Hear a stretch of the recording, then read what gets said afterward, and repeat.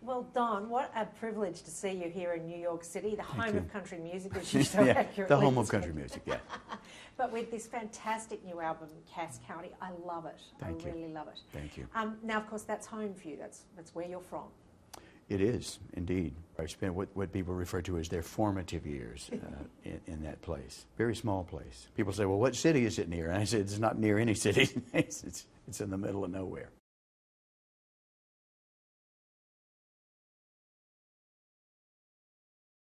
And your mum took you to buy your first drum kit because you'd managed to pinch a few bits from the school hall, I think, and cobble together something. You needed a proper one. Yeah. You obviously must have shown some talent. There were a bunch of drums in the high school band hall, and I would crawl through the window and nick them, put them together somehow, and made a drum set out of that, and I used that for a couple of years.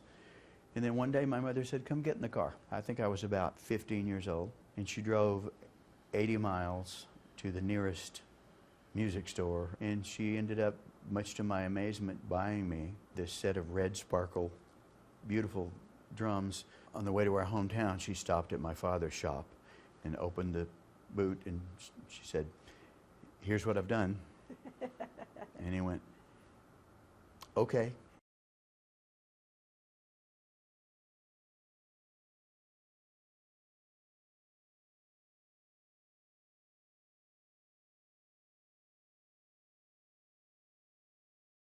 On this album, you have some guest singers, and most of them are women. Yeah.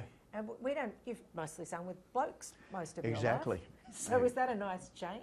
It was a lovely change. I had met Dolly once or twice before. What was it like recording with Dolly? It was marvelous. She is such a professional and such a kind, humble human being. And she came down to the studio when we were in Nashville. She brought a couple of little old ladies with her. One of them was driving her, and the other one was her hairdresser. Dolly comes in and she goes, I know this song.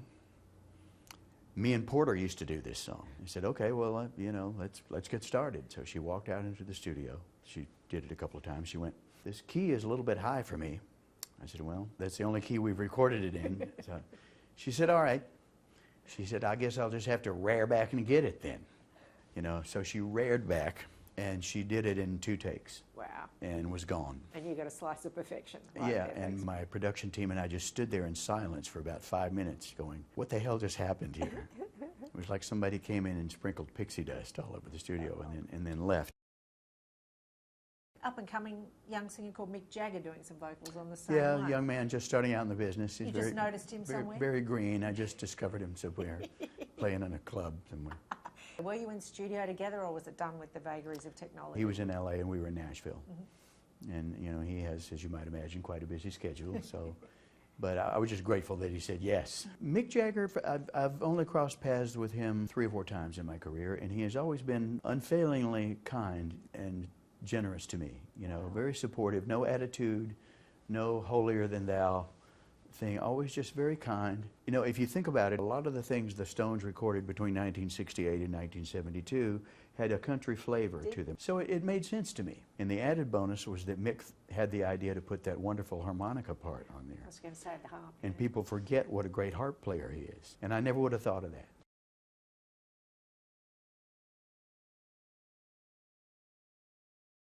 You caught up with Billy Joel, who did a fantastic Q&A to launch your album earlier. Yeah, I love Billy. He wants to launch a supergroup with you, Sting, and him. Well, I'm not sure he's so keen on him. There was talk for a while, several years ago, about doing something like that. Actually, Billy might be willing. I'm not sure Sting is so keen on it. He's still getting over the group he was in. Sting and I are a little shy of the group thing. It would be interesting if we did it for a limited amount of time, like a year maybe we could devote to it. But there are no plans.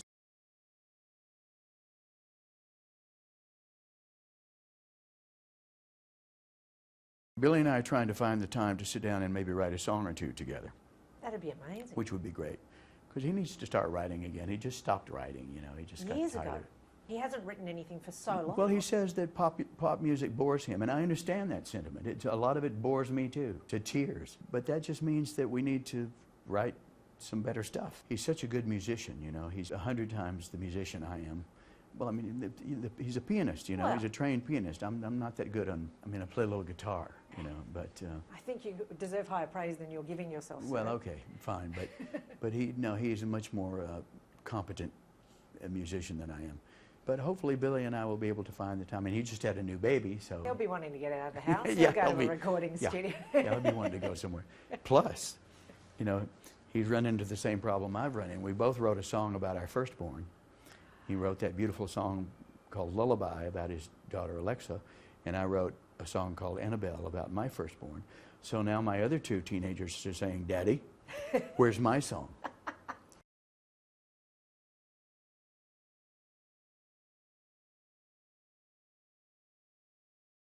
What do you do to look after your voice, Don? You know, and your voice is Well, so special. It's getting more and more difficult, you know, especially on these solo tours when I have to sing for 90 minutes. It's actually easier on an Eagles tour when I trade off songs with other guys in the band. You know, we sort of rotate. But when I have to sing every song for 90 minutes or 2 hours, it's tough. I don't consume alcohol when I'm on tour, nor do I consume alcohol for a month before I go on tour, because it does something to my vocal cords. It swells them, and if they swell just a micrometer, it really wrecks everything. Wow. Yeah. And I love a good red wine, mind you, a good claret. You're only human. I have developed the discipline not to touch the stuff.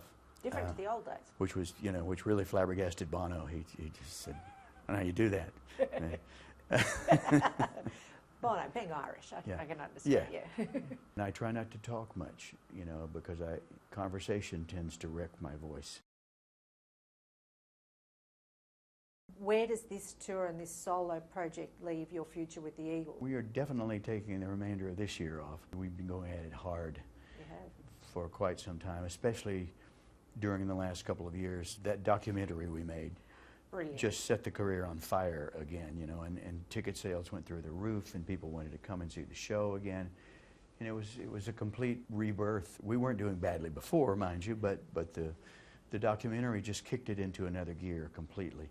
So we've been doing the history of for 2 years now. We've played every market that we can possibly play. We loved it. Yeah, thank you. But we all needed a rest, and we needed to get away from one another, and we needed to spend some family time. So we've all agreed that nothing else for the remainder of this year. Then we've got our Kennedy Center honors coming up in December. Congratulations Thank on you. that. How exciting. We're delighted. Do you get to perform at that, or someone else performs No, of your that's songs? the beautiful thing about it. Other people perform our songs, and we just sit in the balcony with the president and all the other big wigs. That all sit in the balcony with the president. Nice. Yeah. I'm going to write my autobiography one of these days. So Are you? When are you going to have time to do that? I don't know. When I'm retired, I guess. As long as my mind is good. But I really want to do that, and I'm capable of doing it myself, you know, without any help from anybody. I don't doubt it. You're a writer. Yeah. That's what you are. So that's a project for the future. That'll be great. Yeah, should be interesting. Have you got more secrets? But I'm not going to write a tawdry tell-all book. You know, that's already been done. You know, a lot of things in the Eagles that we didn't talk about. All above board. I'm not out to slag anybody, you know, but I would like to write that book just for my children, if nothing else, just so they'll know what their dad went through. If I just got a 4-star review in Rolling Stone. You sure did. No one was more surprised than me. So I'm a happy guy right now. I feel very fortunate.